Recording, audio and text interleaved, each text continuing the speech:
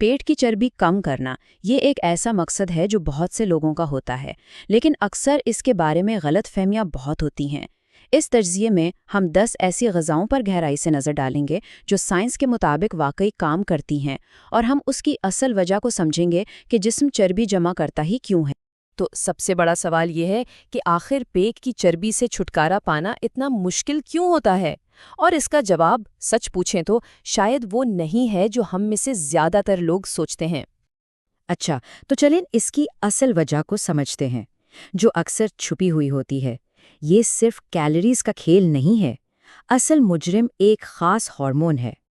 देखें, जिसे हम आम तौर पर पेट की चर्बी कहते हैं, इसका एक खास नाम है विसरल फैट।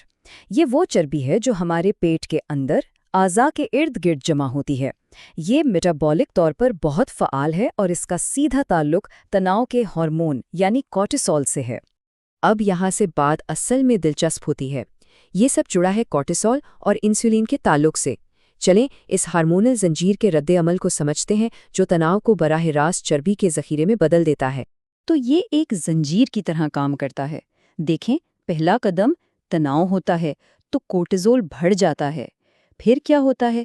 कोर्टिज़ोल जिगर को शुगर बनाने का हुक्म देता है। इस शुगर के जवाब में इंसुलिन नामी हार्मोन बढ़ जाता है, और यही इंसुलिन, जो कि चर्बी ज़ख़ीरा करने वाला हार्मोन है, सीधा पेट की चर्बी बनाता है। ये एक डोमिनो असर की तरह है। तो इसका मतलब ये हुआ कि हमारा हल 3 चीज़ों पर फोकस्ड होना चाहिए: इंसुलिन को कम करना, कोर्टिसोल को घटाना और जिगर को सहारा देना। आगे हम जिन ग़िज़ाओं की बात करेंगे वो इन्हीं 3 चीज़ों पर काम करेंगे।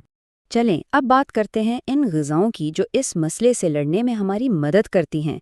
ये हैं पेट की चर्बी के ख़िलाफ़ हमारे पहले 5 इत्तेहादी। सबसे पहले नंबर पर हैं अंडे। अब सवाल ये है कि ये इतने मौसर क्यों हैं? पहली बात तो ये कि इनमें कार्बोहाइड्रेट्स तकरीबन 0 होते हैं, जिसका सीधा मतलब है इंसुलिन नहीं बढ़ेगी।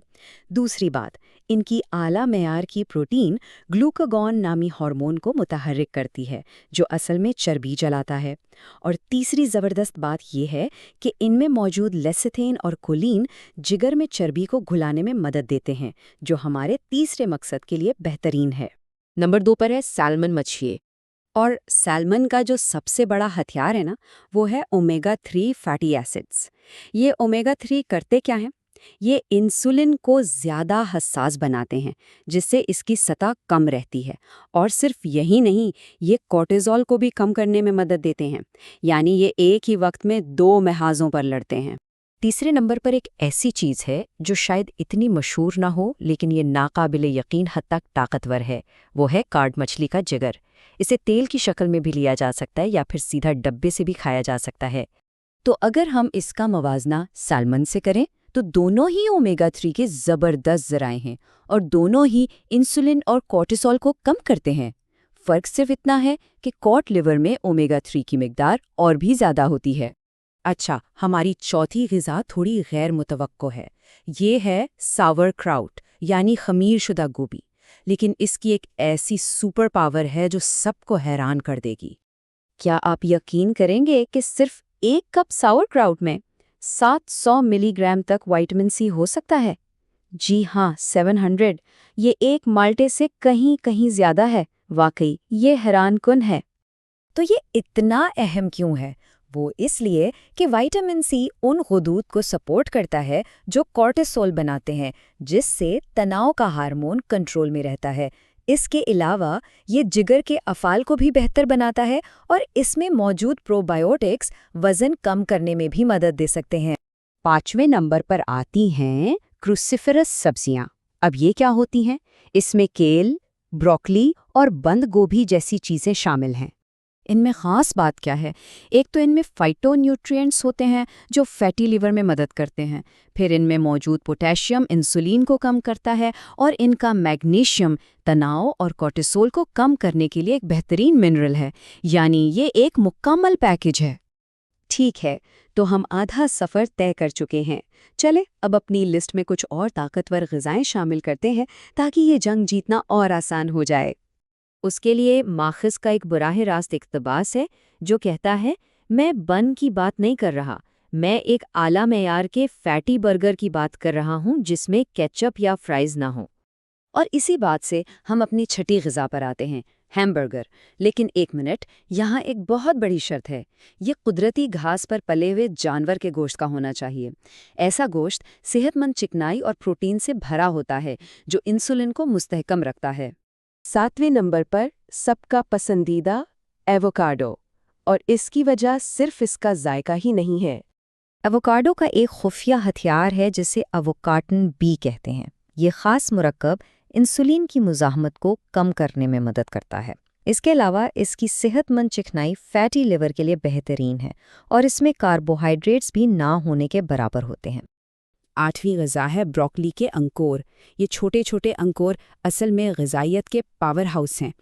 یہ سلائیڈ ایک بہت ہی دلچسپ تحقیق کے نتائج دکھا رہی ہے۔ ہاں، یہ چوہوں پر کی گئی تھی، لیکن نتائج بہت اہم ہیں۔ دیکھیں، جس گروپ نے بروکلی کے انکور کھائیں، ان میں پیٹ کی چربی یعنی وسرل فیٹ میں سیدھی 20% کمی دیکھی گئی۔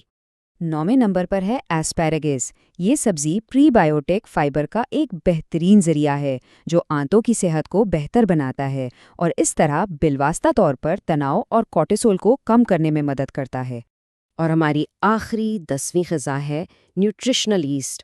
لیکن یہاں ایک بات یاد رکھنا بہت ضروری ہے، یہ انفورٹیفائیڈ ہونا چاہیے، یعنی اس میں اضافی مصنوعی وائٹمنز شامل نہ ہوں۔